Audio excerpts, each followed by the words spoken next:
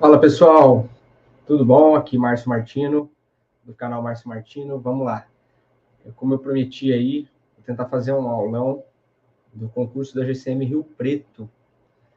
Já vou adiantar algumas coisas. Eu não tenho prática de dar aulas online, né?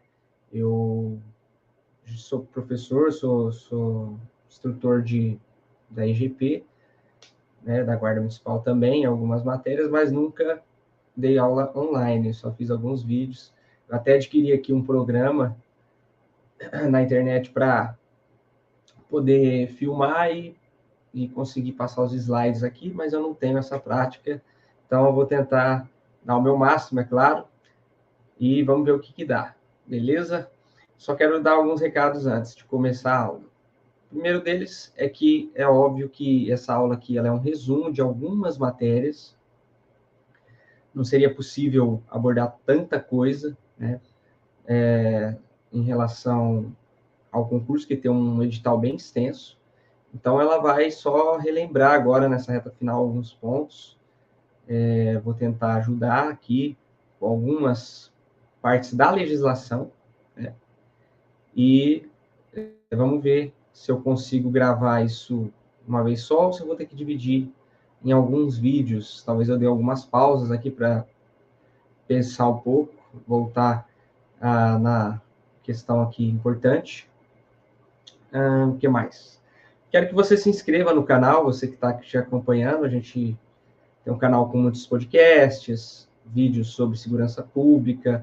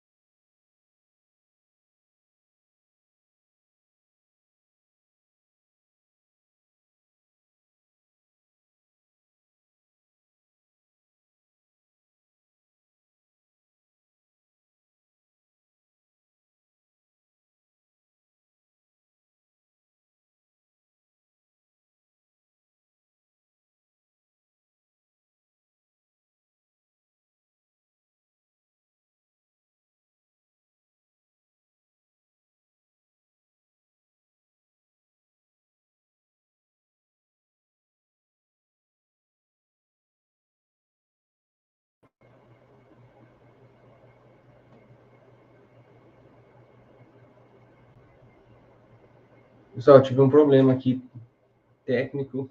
Vou ver se eu consigo tirar na edição. Bom, vamos avançar. Se ficar caindo muito, vai ser difícil a gravação ficar completa, é boa aí.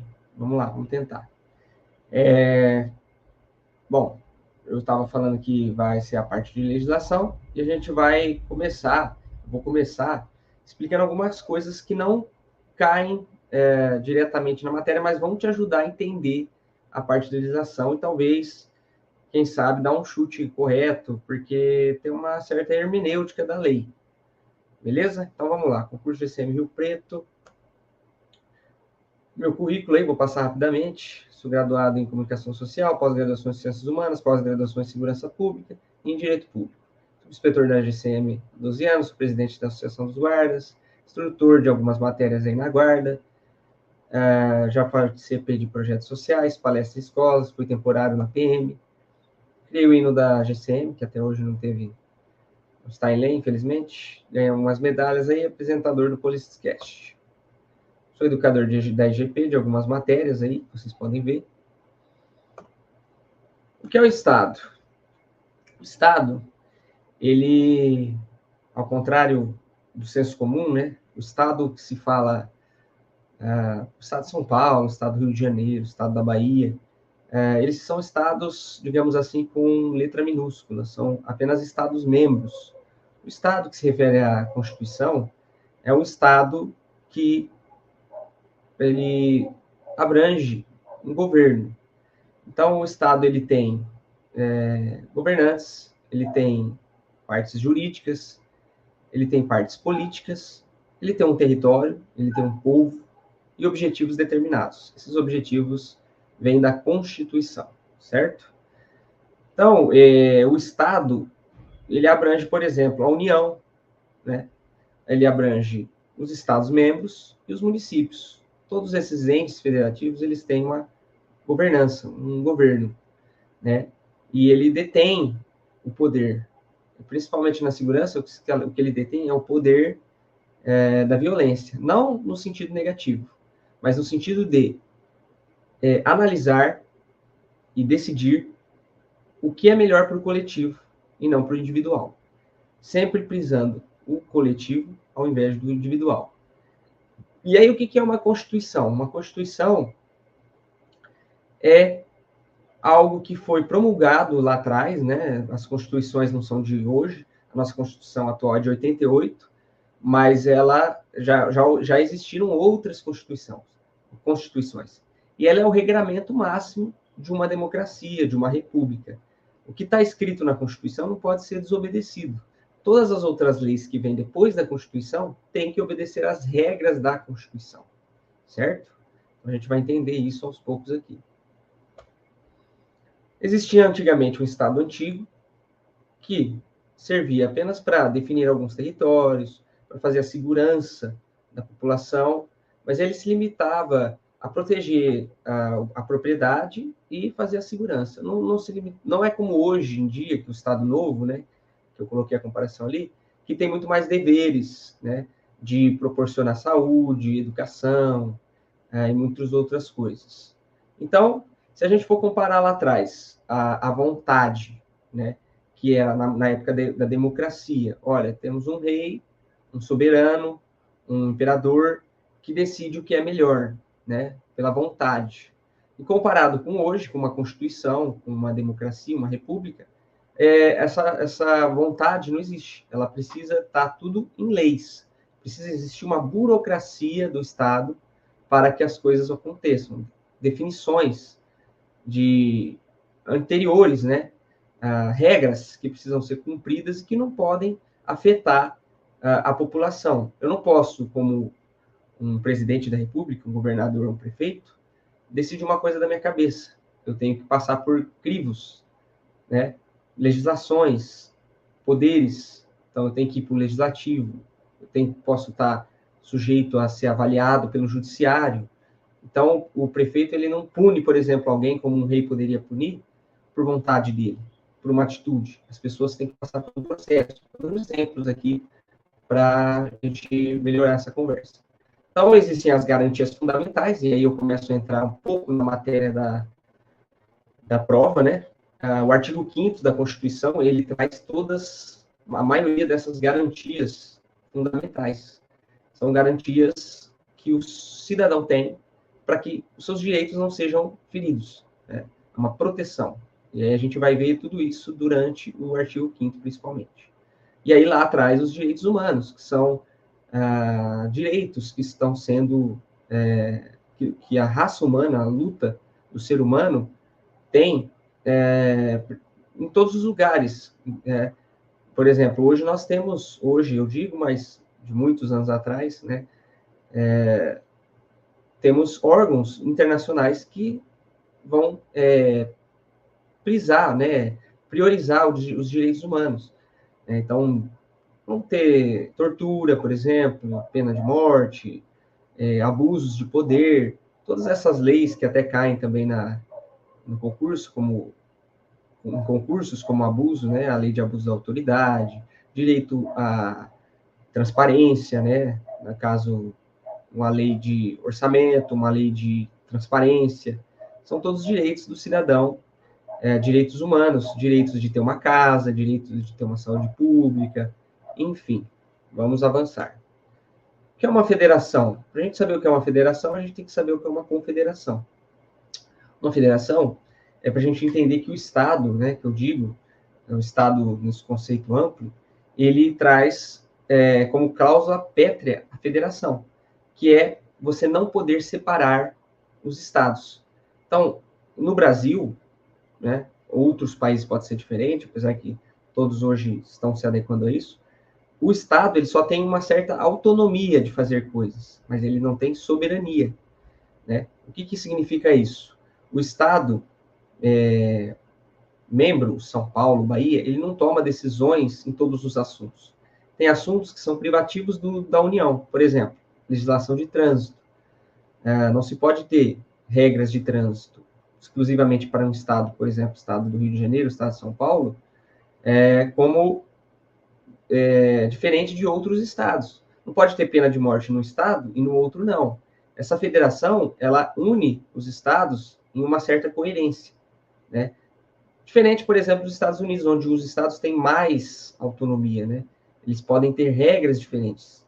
A federação, ela também proíbe a separação dos estados. Então, como a gente vê antigamente, se a gente estudar a história, alguns estados que tentaram se separar descumpriram essa regra, né?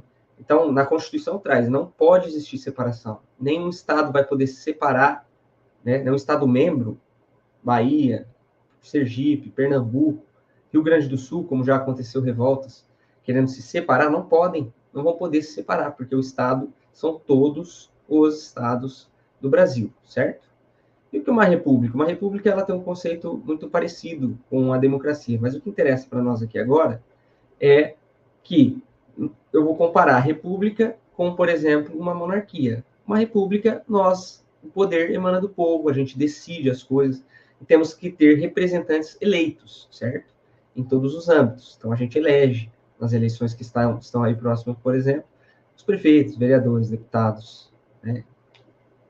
E aí, o que são cláusulas pétreas? São cláusulas que não podem ser mudadas na Constituição. Algumas delas estão no artigo 5º. O artigo 5º é uma cláusula pétrea da Constituição. Ela não pode ser alterada, ela não pode ter emendas, ela não pode retroceder. Nós podemos ter mais direitos fundamentais, mas não podemos ter menos, certo? Então, qual é a hierarquia das leis? Sempre a lei da Constituição em primeiro lugar, e aí as leis supralegais, como alguns tratados que temos, não vou ficar esmiuçando isso, mas temos depois a lei federal, estadual e municipal. Por que eu estou trazendo isso? A lei da guarda, por exemplo, 3022, é uma lei federal. E ela não pode, aliás, e aí temos a lei municipal, a lei 331, que também cai no concurso, a lei municipal. Ela não pode, a lei municipal, que tem menor força, menor hierarquia, contradizer a lei maior que a lei federal, certo? Isso é um exemplo. Então vamos lá, princípios fundamentais. A República Federativa do Brasil, formada pela União, indissolúvel, isso aqui eu trouxe para vocês verem que tem princípios a Constituição. Soberania, o que é soberania? Como eu disse, o Estado tem soberania, o Estado brasileiro, né, no caso, ou seja, outros países de fora, estrangeiros, não podem dar pitaco aqui. Não tem nenhum tipo de força de governo aqui. A soberania é do país. E o Estado membro, por exemplo, o Estado de São Paulo, também não tem diálogo com o estrangeiro. Quem tem é a União, aliás, é o Estado federativo, né? A união dos estados, municípios e União. Então, isso é o conceito de soberania. Então, a gente vai ver a dignidade da pessoa humana, os valores sociais, o pluralismo político. Eu vou pular isso porque esse concurso, por incrível que pareça, não traz esses primeiros artigos, né? E aí temos os poderes da União, são independentes e harmônicos entre si, legislativo, executivo, judiciário, certo? A função do legislativo é legislar, mas também de fiscalizar. A do executivo é de executar, ou seja, fazer as obras, executar os serviços, né? Policiar, enfim, muitas coisas. O judiciário é de julgar, mas todas elas podem também legislar, como a gente vai ver que o executivo promulga leis, o judiciário, por vezes, né, em exceções, tem súmulas vinculantes, que é, por exemplo, a súmula da algema, que a gente vai ver, que ele legislou sobre o assunto.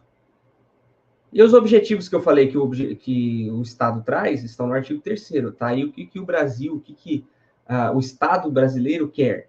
Construir uma sociedade livre, justa, solidária, garantir o desenvolvimento, erradicar a pobreza, promover o bem-estar de todos.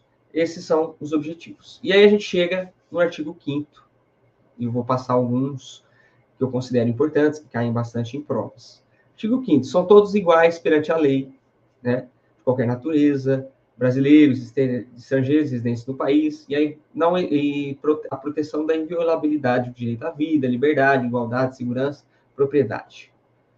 Homens e mulheres são iguais em direitos e obrigações, nos termos dessa Constituição. Ninguém será obrigado a fazer ou deixar de fazer alguma coisa, senão em virtude de lei Olha aí, princípio da legalidade. Ninguém será obrigado a fazer ou deixar de fazer alguma coisa, senão em virtude de lei. Ou seja, você, como pessoa cidadão, você pode fazer tudo que não é proibido. Se o Estado ele não definiu que uma ação é proibida, né? Vou dar um exemplo bobo.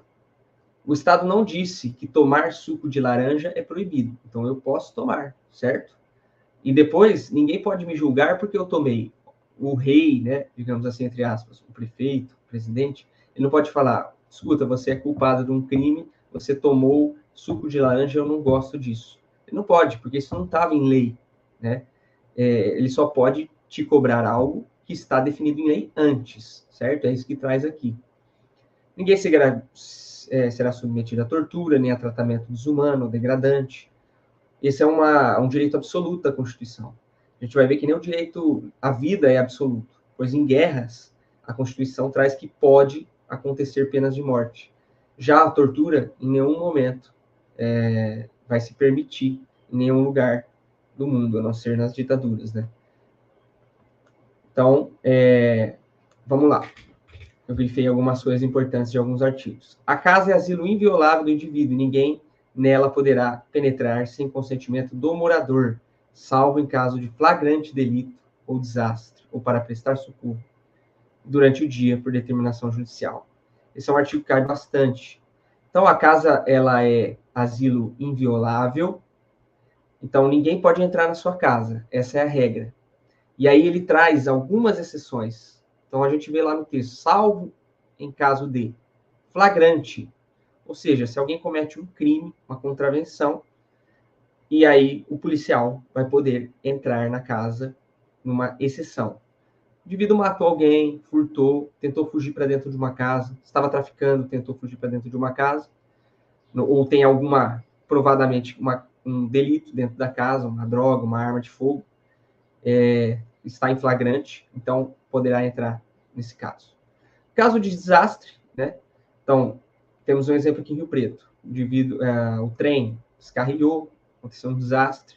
Então, por exemplo, a polícia, o bombeiro, ele pode entrar dentro da casa para fazer o que tem que ser feito, né? Obviamente. Prestar socorro fica muito parecido. E aqui, a pegadinha, durante o dia, por determinação judicial. Lembrando que a prova da VUNESP, ela cai muita lei seca. E eles vão trocar algumas frases ou palavras nessa questão aqui de legislação. Então, por exemplo, pode cair na prova que, em vez de durante o dia, durante a noite, ou não cair nada. Pode cair, por exemplo, salvo em caso de flagrante delito, desastre, ou por decisão judicial. E não é por decisão judicial simplesmente. Essa decisão judicial tem que ser cumprida durante o dia, certo? Durante o dia, não é à noite, não se poderia entrar em uma casa de alguém com uma decisão judicial, beleza? É inviolável o sigilo de correspondência, das comunicações telegráficas, de dados e das comunicações telefônicas, tá aí o pega, salvo, no último caso, por ordem judicial. Então, das comunicações telefônicas, salvo, no último caso, por ordem judicial. Só nesse caso poderia haver uma violação do sigilo, né, das comunicações telefônicas, ok? Esse é o peguinha desse artigo. Todos podem reunir-se pacificamente, sem armas, em locais abertos ao público, independentemente de autorização, desde que não frustrem outra reunião anteriormente convocada para o mesmo local, sendo apenas exigido prévio aviso da autoridade competente. Então, uma manifestação pode ocorrer pacificamente? Sim. Temos algumas regras. Não pode ter armas, né? E aí, independe de autorização. Esse aí eu pego. Independente de autorização. Se eu vou me manifestar, reunir-se pacificamente, eu não preciso de autorização. A única coisa que eu preciso é um aviso prévio à autoridade competente. Então, se eu quero fazer uma manifestação pública, né, me reunir pacificamente para uma reunião, que seja uma assembleia, de uma associação, de um sindicato, enfim, uma manifestação popular, eu tenho que apenas avisar a autoridade e não pedir permissão, certo? Pedir autorização. É plena liberdade de associação para fins lícitos. Então, todo mundo pode se associar, desde que seja para fins lícitos, é livre. Só está vedada o caráter paramilitar. Esse é o pega. Vedado o caráter paramilitar. Gravem bem essa parte, que é o que pode ter uma alteração de texto. Permitido o caráter militar, enfim. A lei estabelecerá procedimento para desapropriação por necessidade da utilidade pública ou por interesse social, mediante justa e prévia indenização em dinheiro, ressalvados os casos previstos nessa Constituição. Então, o que significa isso? Se o Estado, por exemplo, precisa desapropriar uma área sua, um terreno, uma casa, para fazer uma construção de uma ferrovia, de uma rodovia, porque é importante para o coletivo, lembrando, existe o direito individual, mas existe o direito coletivo, que vai ser sempre mais importante.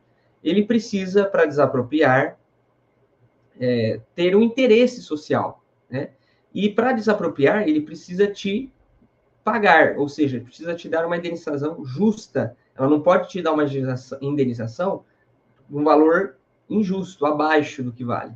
E ela tem que ser prévia. Então, tá aí a pegadinha. Pode-se mudar algumas palavras aqui. A indenização é prévia. Eu tenho que te pagar antes, né, para eu te desapropriar. Eu não posso desapropriar a sua casa, o seu terreno, por exemplo, e depois pagar. Não pode ser posterior, certo? Indenização em dinheiro, ressalvados os casos previstos. Em dinheiro, ou seja, eu não posso trocar por qualquer outra coisa. Beleza? Não há crime sem lei anterior que o defina, nem pena prévia sem comunicação legal. Ou seja, aquilo que eu disse. Não há crime sem lei anterior. Eu não posso definir que tomar suco de laranja é crime antes que uma lei defina isso.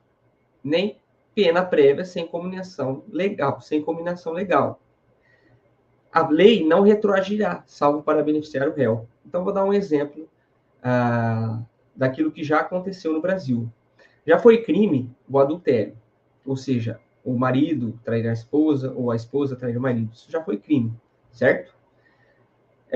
E hoje não é mais. Então, vamos supor que se tornasse crime novamente. Né? Vou trazer esse exemplo. Agora é crime, a partir de hoje, dia 12 de setembro, é crime o adultério. Se alguém cometeu o crime no dia 11 de setembro, isso não vai poder ser punido, isso não vai poder virar processo. Essa pessoa não pode ser julgada, porque não retroage para prejudicar o réu, certo?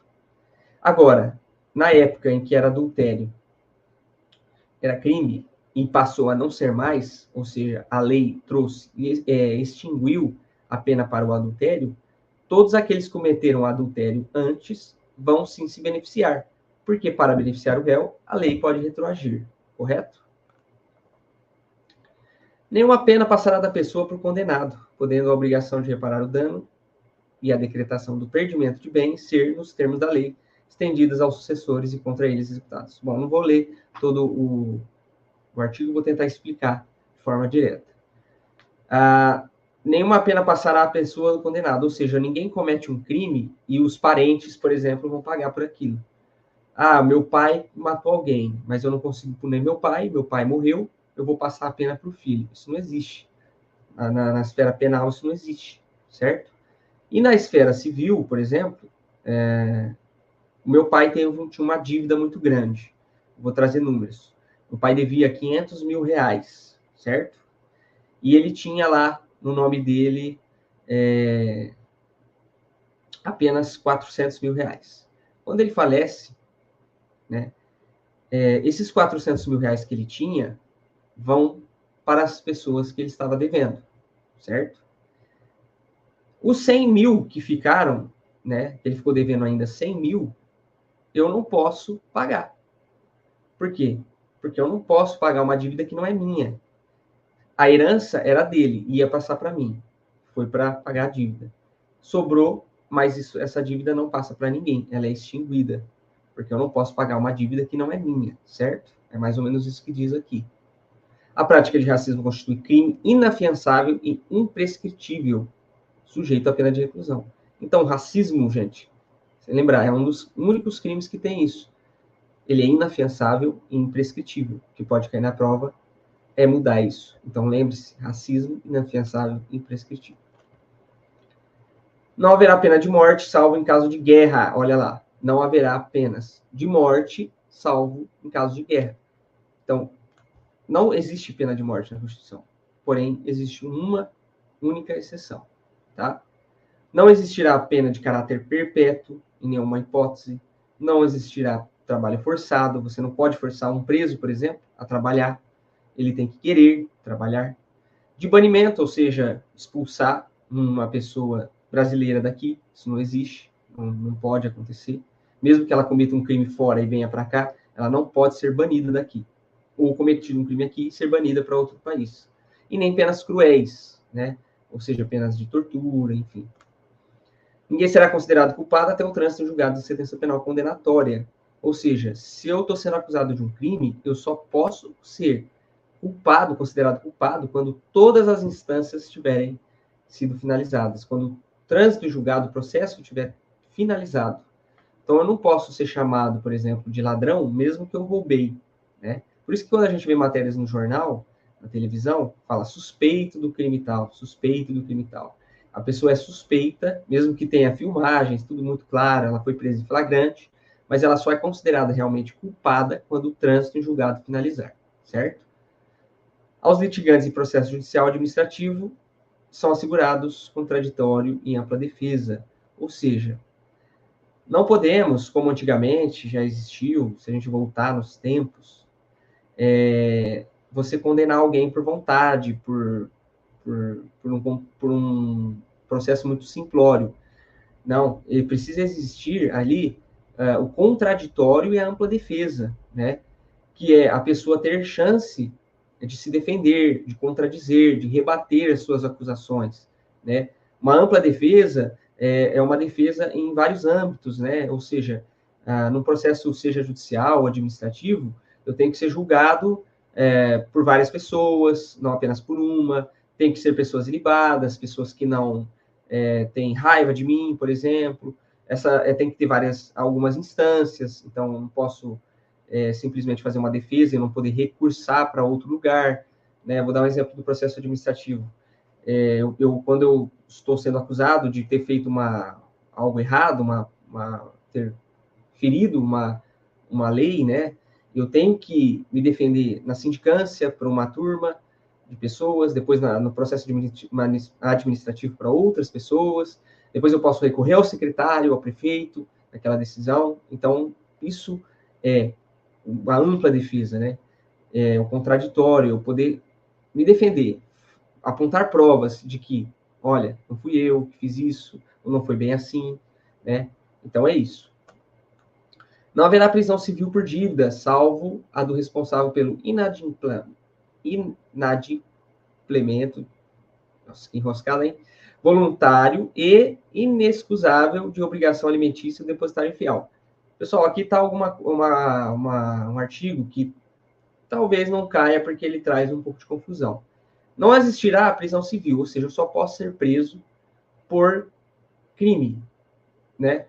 E aqui por dívida, ele está dizendo, né? A não ser em dois casos. Aí ele fala por obrigação alimentícia e por depositário infiel. Só que esse depositário infiel aqui não se aplica mais. Depois da convenção fugiu o nome aqui, o Pacto de São José da Costa Rica. Então, esse depositário fiel ele não foi riscado da lei, porque o Pacto de São José da Costa Rica ele é uma lei supralegal, ele foi votado, não foi votado pelas casas, enfim, se manteve o texto, só que ele não se aplica mais. Ninguém é preso por depositário infiel, só que isso não vai cair porque está em letra de lei. E se cair, cabe recurso. Então, o que a gente tem que se atentar aqui? Na questão que não se pode prender civilmente, apenas, no caso que é na prática, a obrigação alimentícia. Seria a pessoa que não paga pensão, ela pode ser presa, mesmo não sendo isso um crime, tá? Próximo artigo, conceder-se habeas corpus, que é um remédio constitucional, né? Sempre que alguém sofrer ou se achar ameaçado de sofrer violência ou coação de sua liberdade de locomoção, por ilegalidade ou abuso de poder. Então, quando acontece alguma ilegalidade, né, nós vamos recorrer aos remédios constitucionais da Constituição, né, logo. E aí, cada remédio constitucional serve para alguma coisa. O habeas corpus é o primeiro aqui, é o primeiro deles, né? E ele vai tratar de um assunto específico. Qual que é o assunto? Sofrer, ou se achar ameaçado de sofrer, violência ou coação da sua liberdade de locomoção, por ilegalidade ou abuso de poder. Então, se eu fui preso, né, eu estou sendo coagido a minha liberdade, né, de sofrer uma violência, coagindo minha liberdade de locomoção, por uma ilegalidade ou abuso de poder. Ou seja, se eu fui preso e o policial exagerou, me agrediu, né, ele cometeu alguma infração nisso, a minha liberdade pode ser concedida por habeas corpus, porque teve um vício nessa prisão. Eu vou dar um exemplo da Guarda Municipal mesmo, salvo-conduto. O habeas corpus preventivo, né, que aqui fala que é quando eu sou preso ou até mesmo antes de ser preso, na iminência de acontecer uma prisão. Então, por que os guardas municipais hoje, por enquanto, né, enquanto a guarda não é armada institucionalmente, eles portam armas de fogo? Porque entramos com uma ação judicial falando, olha, se eu estiver portando arma e alguém me prender, tá errado.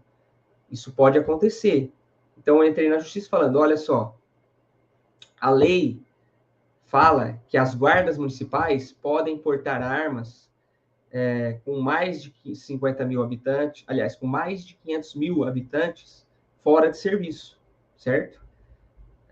E aí a gente questiona, olha só, quem disse que cidades com menos de 500 mil habitantes são menos perigosas do que a que tem mais? Então, por uma questão de isonomia, de igualdade, as cidades que têm menos de 500 mil habitantes também podem portar armas, os guardas das cidades com menos de 500 mil habitantes. Então, os guardas não podem ser presos se eles forem pegos com arma de fogo em cidades com menos de 500 mil habitantes. E aí a gente venceu isso, porque realmente a questão da isonomia, da igualdade é muito importante na Constituição, como a gente pode ver lá nos objetivos do Estado, né, da Constituição. Então, isso que acontece, entrou-se com habeas corpus para não ser preso por uma ilegalidade ou abuso de poder. Habeas data, outro remédio constitucional, ele trata de informações. Então, se eu peço, por exemplo, uma informação no órgão público, alguém não me fornece, né, e eu solicito via documento e me é negado, eu posso entrar com habeas datas para, né, como traz o exemplo aí, em entidades governamentais ou de caráter público, para retificação de dados, quando não se prefira fazê-lo o processo sigiloso judicial administrativo.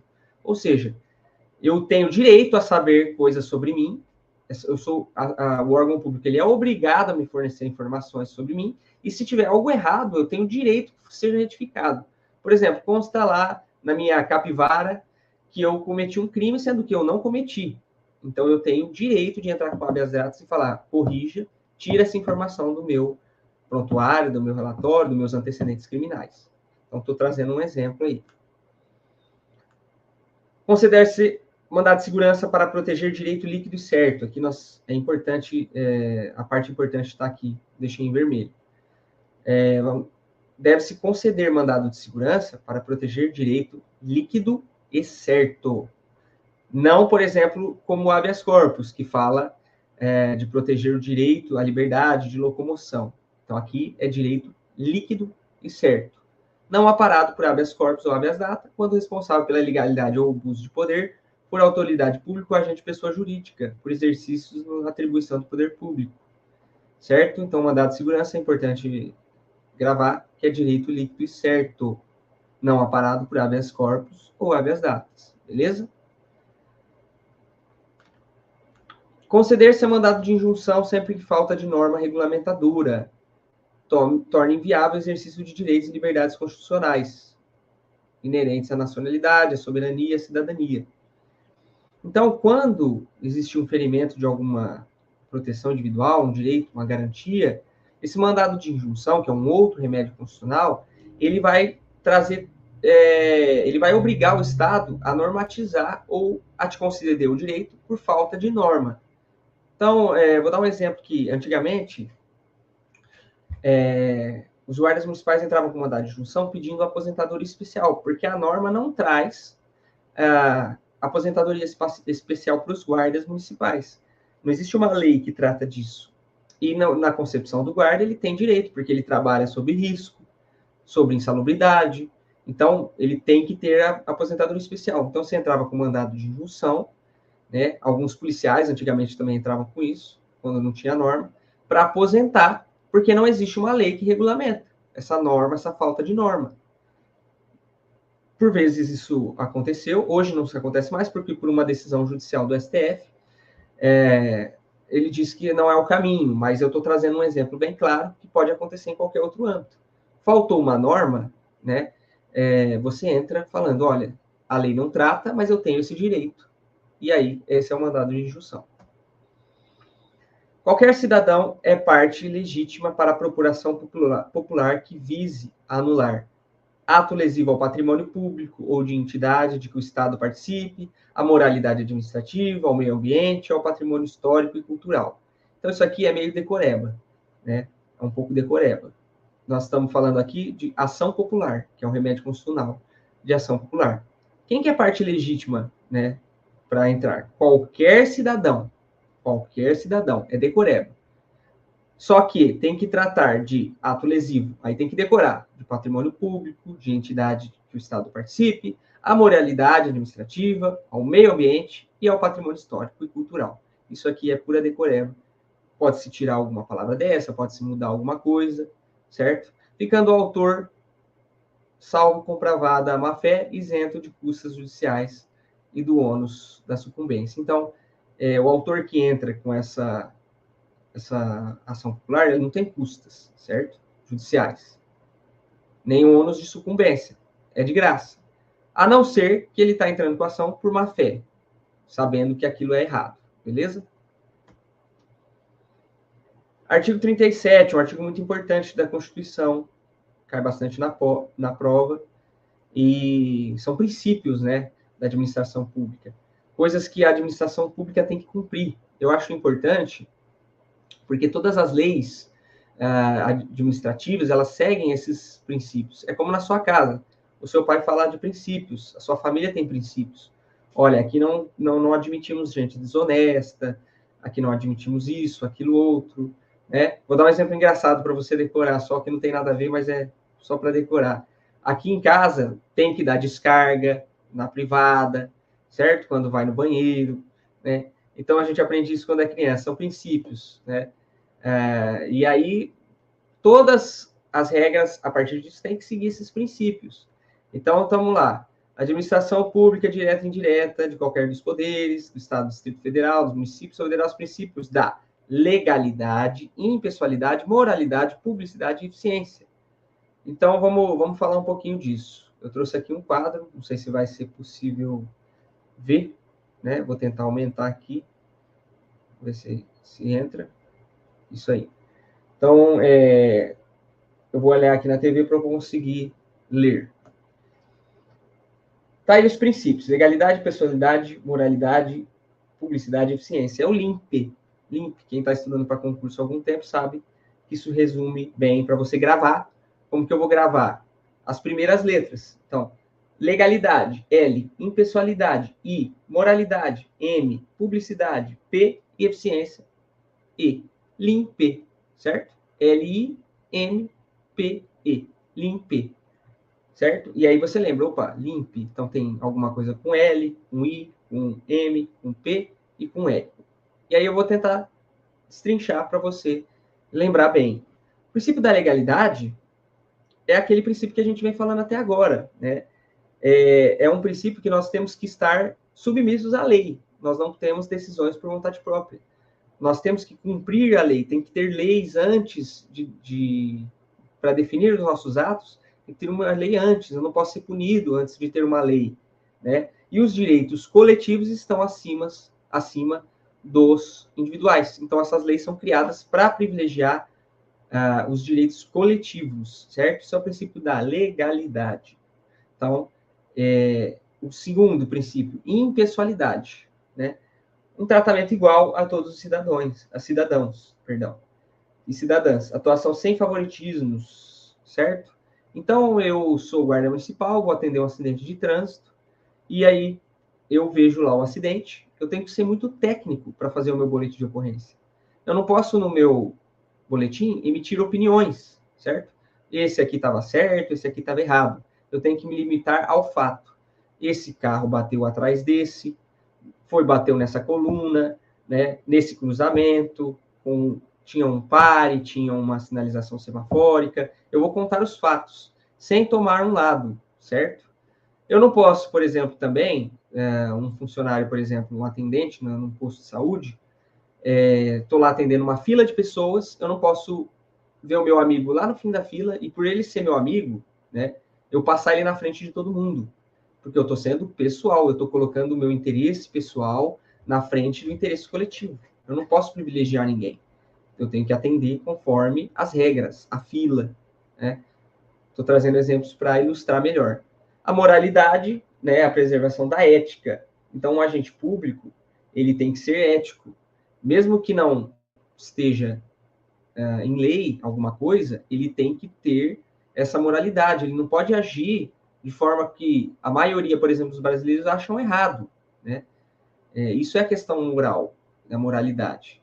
A questão da publicidade, né, os atos têm que ter transparência, prestação de contas, né, dos recursos públicos. Então, por isso que a gente vê aí a lei da transparência, né? Qualquer funcionário público, por exemplo, tem o seu salário divulgado na transparência, não pode se esconder nada.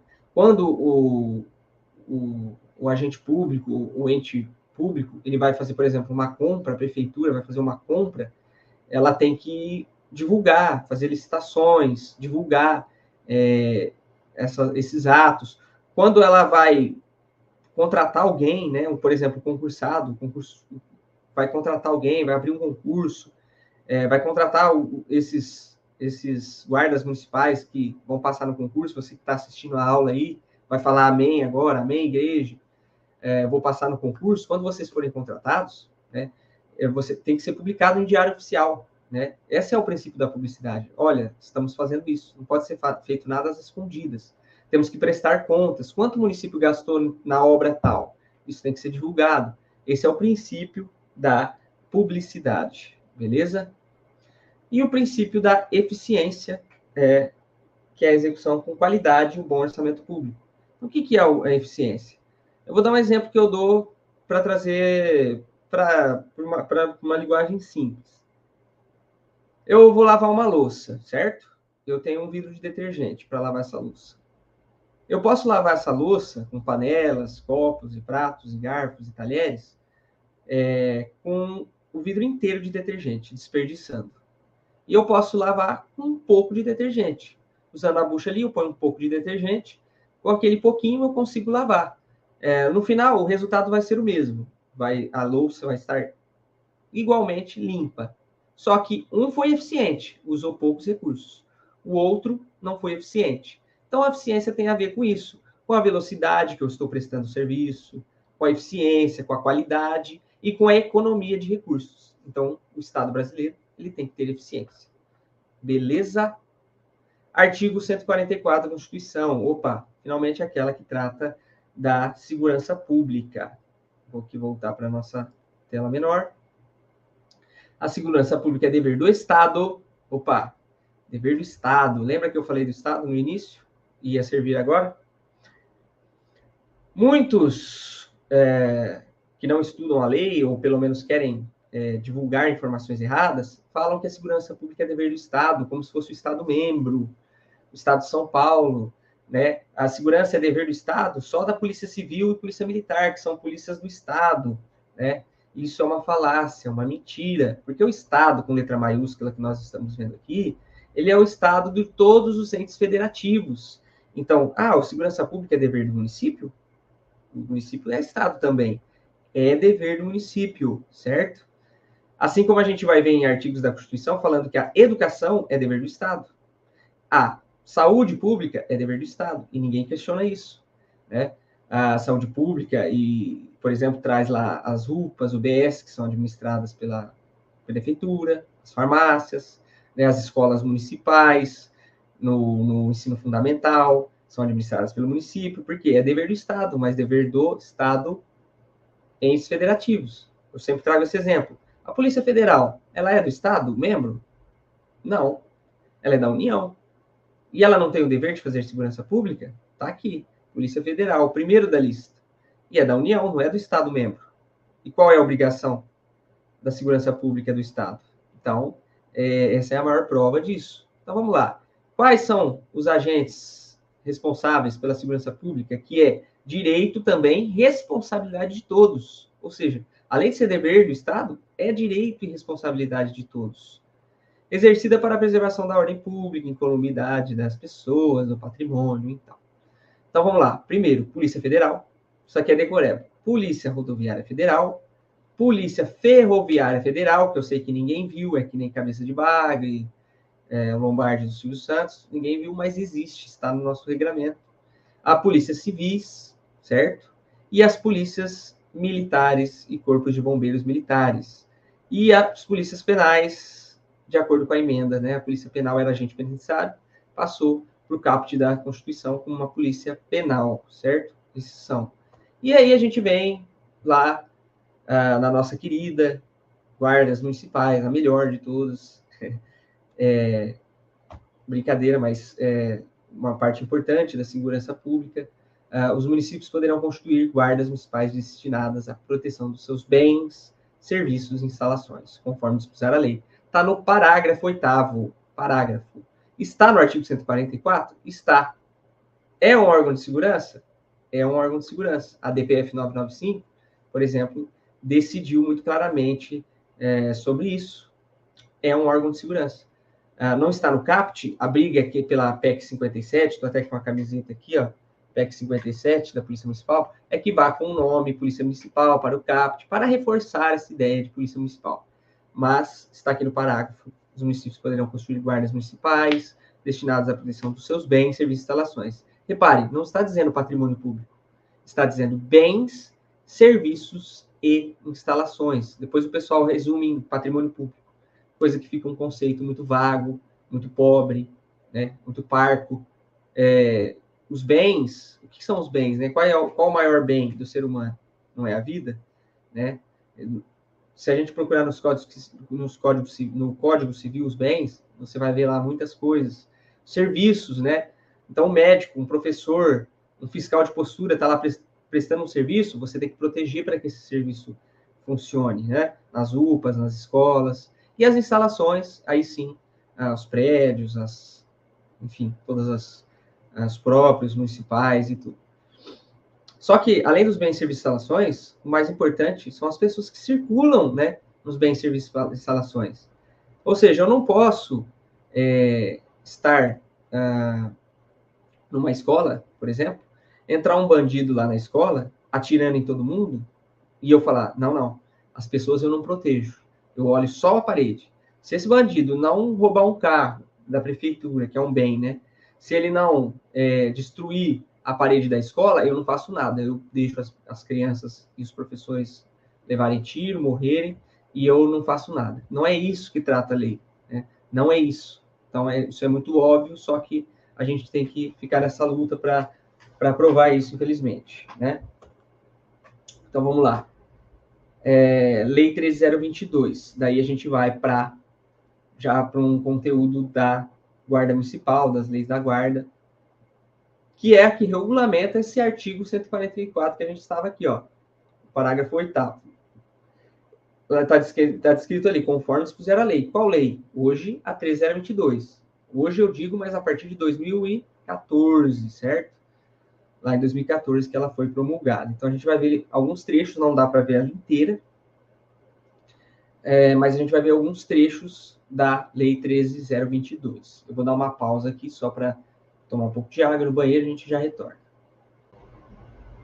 Bom, continuando aí, Lei 13.022. Essa lei institui as normas para as guardas municipais. Então, vamos lá. Artigo 2º. Incumbe às guardas municipais instituições de caráter civil, uniformizada e armadas, conforme previsto em lei, a função de proteção municipal preventiva, ressalvadas as competências da União, dos Estados e do Distrito Federal. Ou seja, não podemos invadir as competências da União, dos Estados e do Distrito Federal, certo? Veja bem, as instituições são de caráter civil. Essa lei, ela inteira, ela traz muito bem pontuado, esclarecido, e o legislador reforça todo o tempo, que é caráter civil, proibindo diversas vezes questões militares nas guardas municipais. Então, está aí uma dica para quem vai prestar o concurso. Sempre que falar de alguma coisa militar nessa lei, provavelmente é para proibir, para não deixar, certo? A gente vai ver alguns exemplos aí. Elas são uniformizadas, armadas, conforme previsto em lei. E a função de proteção preventiva. Vamos decorar isso aí, tá? Olha lá, são princípios mínimos de atuação das guardas municipais: proteção dos direitos humanos fundamentais, cidadania, liberdades públicas, preservação da vida, redução do sofrimento, patrulhamento preventivo. Olha aí o patrulhamento preventivo de novo. Compromisso com a evolução social da comunidade, uso progressivo da força. Pessoal, isso aqui é um pouco de decoreba, certo? E também você vê o que são princípios, porque a lei, a prova, aliás, do concurso, ela pode trocar, né? Ela vai perguntar para você, são princípios da atuação das guardas. E aí ela, em vez de pôr um princípio, vai pôr outra coisa, que a gente vai ver mais à frente. Ou, em vez de pôr a outra coisa, ela vai pôr princípios. Então, você tem que saber que princípios são esses aqui, ó. Proteção, preservação, certo? Patrulhamento preventivo, compromisso, uso da força, progressivo, certo? Eu não vou explicar um a um aqui, porque fica muito enrolado e é mais decorar, né, na lei seca. Mas, por exemplo, o uso progressivo da força é o uso da força com a progressão, né? No caso, eu chego numa ocorrência, eu já não chego atirando, certo? Eu vou progredindo conforme tudo vai acontecendo, se isso for possível, claro. Você chega na ocorrência, a sua presença já pode inibir ali alguma coisa, preventivamente, já é o número 1 do uso progressivo da força. Depois eu verbalizo. Cidadão, você não pode fazer isso. Cidadão, você não pode fazer aquilo. Não funcionou? Cidadão, eu vou ter que te algemar, eu vou ter que... Aí você vai usar uma tonfa, um gás-pimenta, uma arma de eletrochoque, né? Então, aí você vai passar por etapas até cessar aquela violência, aquela ilegalidade. Enfim, você não vai chegar com o uso da força exagerado, né? É um uso consciente, né? Hoje mudou até esse termo, uso progressivo, uso diferenciado, enfim. Porque, na verdade, ele pode tornar uma escalada diferente. Então, eu posso estar usando a força... eu chego num local, o cara já está armado atirando, eu já vou para a arma de fogo direto. Eu não vou passar pelo gás-pimenta, pela verbalização, pela presença, enfim, já vai ser algo muito direto. Vai pular etapas. Mas o normal é você ter bom senso e usar a força de acordo com aquilo que está sendo posto ali na situação, na ocorrência. Competências, ou seja, não confunda princípio com competência. Grave bem o que é um e é outro. No artigo 5º lá, ó, atuar, não dá para trazer inteiro, como eu disse, eu vou trazer alguns pontos. Atuar preventivamente e permanentemente no território do município para a proteção sistêmica da população, que utiliza os bens, serviços e instalações. Olha só o que eu falei lá. Atuar preventivo, sempre aqui, ó, preventivo, patrulhamento preventivo, né? E permanente no território do município para a proteção sistêmica da população, ou seja, não só bens, serviços e instalações apenas, mas a população que frequenta, né? Aqui está dizendo muito bem. Exercer competências de trânsito, ou seja, a guarda tem competência de trânsito? Tem competência no trânsito. Pode ser agente de trânsito? Pode ser agente de trânsito, olha lá, ó, nas vias e logradouros municipais, nos termos ali do Código de Trânsito Brasileiro, de forma concorrente, ou seja, pode ter outras forças de trânsito? Sim, só até... Bom, pessoal, retornando aí de novo. Questão do trânsito. Olha, quem faz trânsito hoje? Agentes de trânsito, guardas municipais e polícia militar. Até mediante convênio, como é possível ver ali, a gente pode fazer multas estaduais, como acontece hoje. A Guarda Municipal hoje, ela faz tanto as multas de competência municipal, que geralmente são a de trânsito, de transitar, né, e parada, estacionamento, quanto as de âmbito estadual, que geralmente envolve conferência de documentação, de material, de equipamento obrigatório, enfim, CNH, documento, tudo. Então, pode ser por convênio feito essas multas, tanto municipais quanto estaduais, certo? Na competência de trânsito, beleza? Isso que é importante decorar. Proteger o patrimônio ecológico, histórico, cultural, arquitetônico e ambiental, inclusive adotando medidas educativas e preventivas. Cooperar com os demais órgãos de defesa civil em suas atividades, né? Isso é decoreba. Garantir o atendimento de ocorrências emergenciais ou prestá-la direta e imediatamente quando deparar. Olha que importante. Nós temos que garantir atendimento de ocorrências emergenciais. Aconteceu uma emergência, um fato, né? Olha só como a guarda é polícia. A gente tem que atender essa ocorrência, direto ou indiretamente, quando a gente se depara. Está lá, andando entre uma escola e uma UBS, está andando no logradouro público, e as ruas também são logradouros do município. Está lá, viu uma ocorrência? Você tem que parar e atender. Olha só o que traz essa lei. Encaminhar ao delegado de polícia. Nós não temos que chamar a PM para conduzir a ocorrência. Nós encaminhamos a ocorrência para o delegado de polícia diante de um flagrante, o autor da infração, preservando o local do crime. O que quer dizer? Quando você encontra, por exemplo, um corpo, né, uma casa arrombada, a gente precisa, perícia, vem até o local, a gente preserva o local para não ser maculado, né, danificado ali alguma coisa para posterior investigação, certo? Então, sempre a gente vai atuar dessa forma. Auxílio na segurança de grandes eventos, proteção de autoridades e dignatários, é aquele segurança, por exemplo, de uma autoridade como um vereador, um prefeito, certo? Em grandes eventos públicos. Aqui não está falando grandes eventos só públicos, né? Auxiliar na segurança de grandes eventos, pode ser particular, por exemplo, que envolve o público, né? Olha só como a competência é maior do que a gente imagina. Atuar mediante nas ações preventivas na segurança escolar, zelando pelo entorno, pela participação educativa, com o corpo docente, discente, enfim. Participação dentro da escola. Você pode participar com ações educativas, inclusive. Olha como é amplo. Você pode, como nós já fizemos muitas vezes, ministrar palestras, fazer visitas, para melhorar, apoiar a educação. Isso não está pensando apenas nos prédios ou no material, mas pensando também nas crianças, no desenvolvimento. Olha que serviço importante. Olha lá, da criação na 13022, o município pode criar por lei sua guarda municipal. A guarda municipal tem que ser criada por lei. Tem que ter uma lei que cria a guarda municipal. Por exemplo, aqui em Rio Preto, nós temos uma lei que cria a guarda municipal. E depois a lei 331, ela é o estatuto, ela regulamenta, né, a guarda municipal. Ela não pode ser criada por decreto, por invencionista, é por lei. A guarda municipal é subordinada ao chefe do Poder Executivo Municipal, ou seja, ao prefeito. Nós somos subordinados ao prefeito, sempre. E as guardas municipais não poderiam ter efetivo superior a... Vamos ver aqui.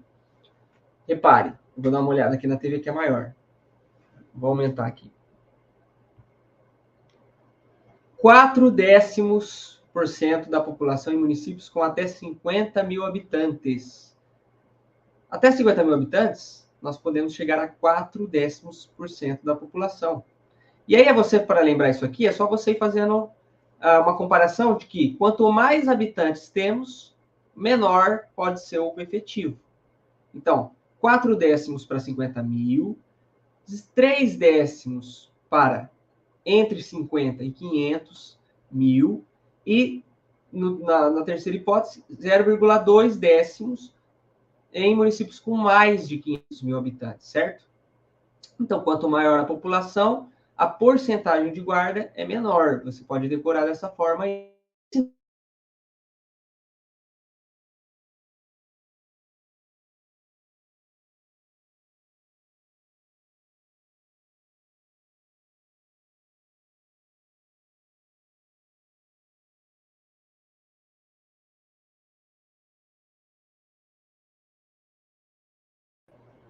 Bom, aconteceu travou um pouco aqui de novo.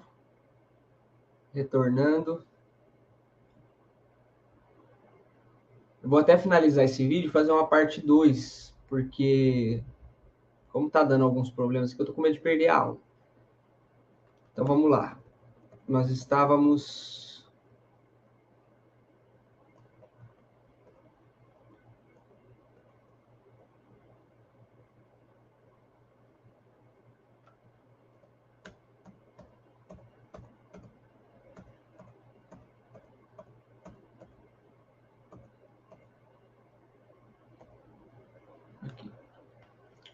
Vamos lá. Estamos aqui.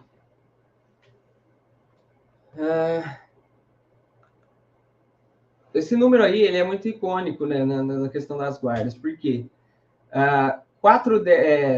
Até 50 mil habitantes, como no Estatuto de Desarmamento, são as guardas com mais... Isso foi caído, né, por ação judicial.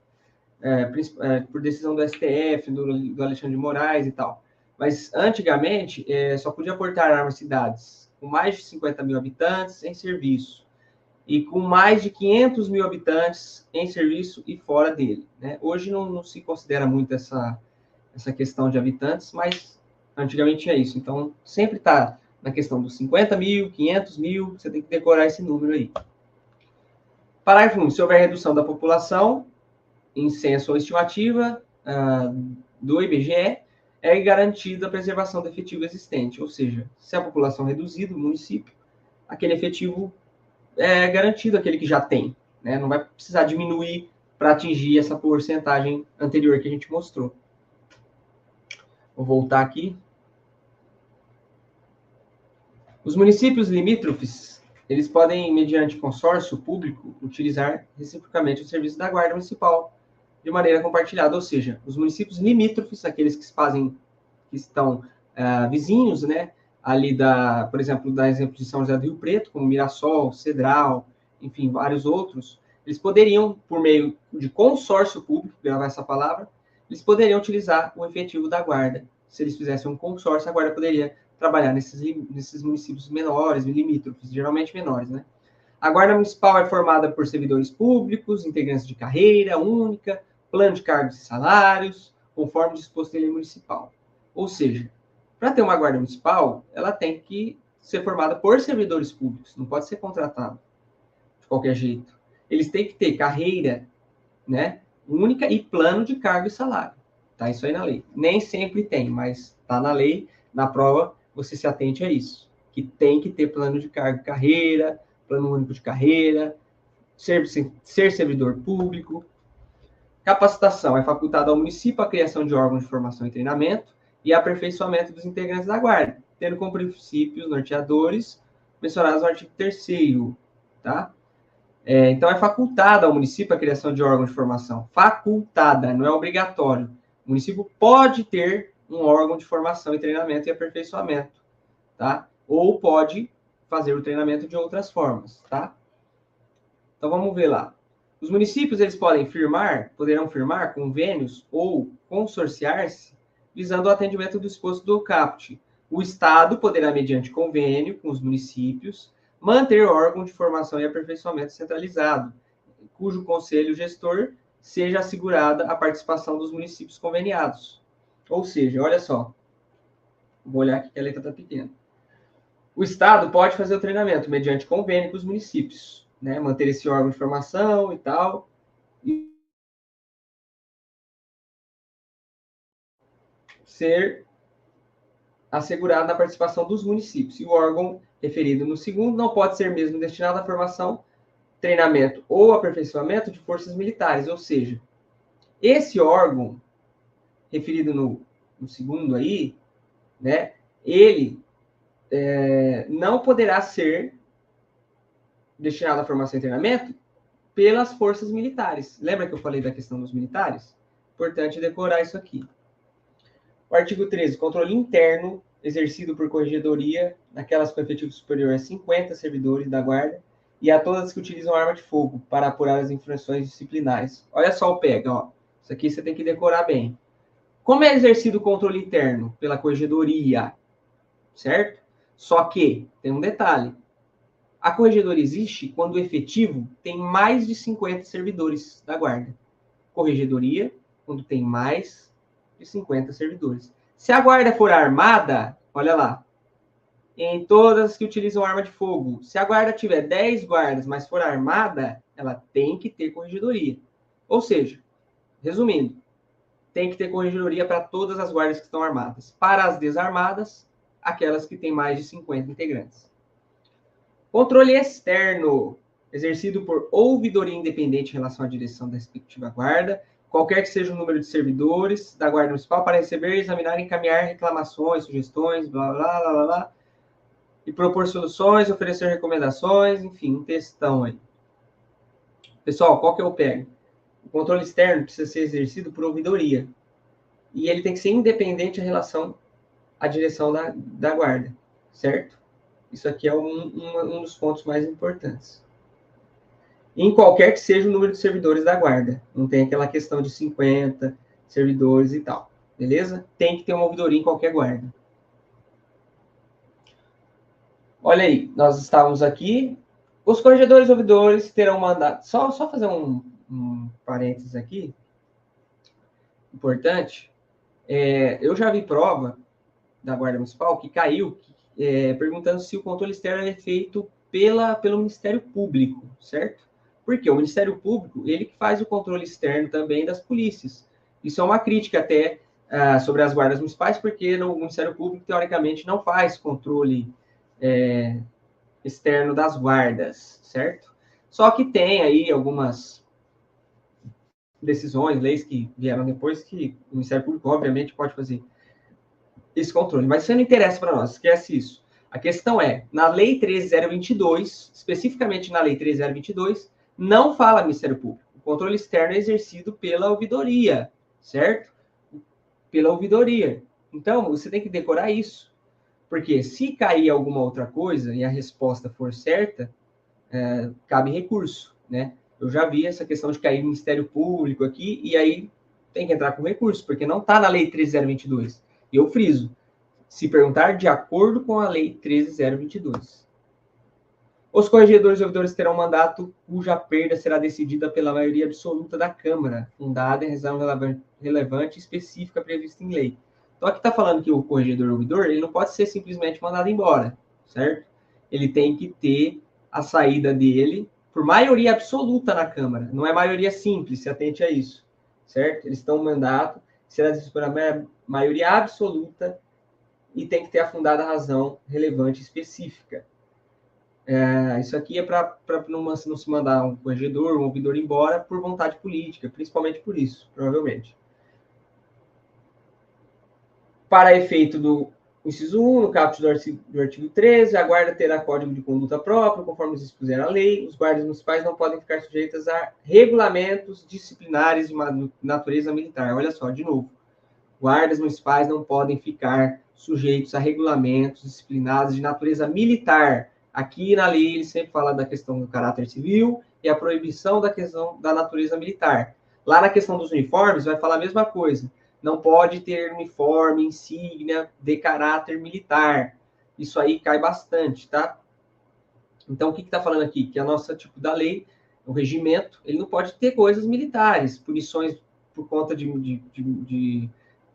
o guarda ser preso por uma questão ali de justiça militar, certos artigos de proibição de associação, de criticar, enfim. Não vou entrar nesse mérito, mas só para você saber que não pode ter esse regulamento tão rígido de natureza militar. As prerrogativas. Os cargos em comissão das guardas deverão ser providos por membros de efetivo quadro de carreira. Olha só. Cargos comissionados, certo? Ou seja, hoje, na Guarda de Rio Preto, para dar exemplos, cargos como comandante, subcomandante, corregedor, né? Alguns cargos da Secretaria de Segurança, eles têm que ser guardas. Quando o cargo é dentro do efetivo da guarda, do quadro da guarda, tem que ser guarda. Só que, no início das guardas, é permitido, olha aí, 4 anos, decora esse número. Nos primeiros 4 anos de funcionamento, a guarda poderá ser dirigida por profissional estranho a seus quadros, preferencialmente com experiência e formação na área de segurança. Preferencialmente, não é obrigatório, decore isso. Preferencialmente. Preferencialmente, não sei se serve para alguma coisa, né?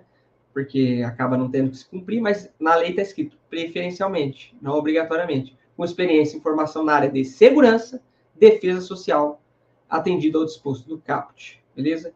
Então, lá na Guarda Municipal no começo, nos primeiros 4 anos, pode ter lá um policial militar, um policial civil, nesses cargos de comando, esses cargos comissionados. Depois dos 4 anos, ele tem que obrigatoriamente sair. Vedações. A estrutura hierárquica da Guarda Municipal não pode utilizar denominação idêntica das forças militares, quanto aos postos, graduações, títulos, uniformes distintos e condecorações. Como eu disse para vocês, agora há pouco. não pode ter uma insígnia por exemplo, sou subinspetor da guarda, não posso ter uma insígnia igual a de um militar, de um tenente, né? Não pode ter o mesmo nome, não existe sargento guarda municipal. Então, tem que ter essa diferenciação. Lei 331. Pessoal, eu vou agradecer vocês até aqui. Eu vou fazer uma segunda parte para postar um novo vídeo, porque já tem mais de 1 hora esse vídeo. Vou fazer uma segunda parte, já postar logo em seguida, das próximas leis desse aulão aí que a gente está fazendo, tentando ajudar. Então, lembrando, para ver o restante da aula, assista o próximo vídeo. Lembre de compartilhar com seus amigos que estão estudando, fazer comentários de perguntas, curtir o meu vídeo, se inscrever no canal e seguir acompanhando todo o conteúdo aí. Valeu, muito obrigado quem esteve conosco até aqui.